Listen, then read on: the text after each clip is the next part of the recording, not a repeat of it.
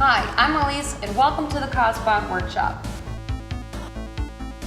To kick off our build series, we're going to show you how I built Astrid's armor and axe from How to Train Your Dragon: The Hidden World, all while using CosBond.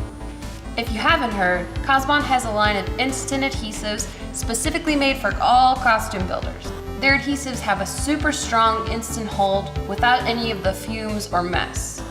For this first cosplay, we're going to show you the step-by-step process of how we made Astrid's armor and axe. Follow along and recreate her, or use these techniques in your own armor and weapon builds. If you want to stay up to date on all of our cosplay projects and learn more about CosBond, subscribe to our YouTube channel and follow all of our social media links below. And for even more great tips, follow our blog. Thanks and see you in the next video.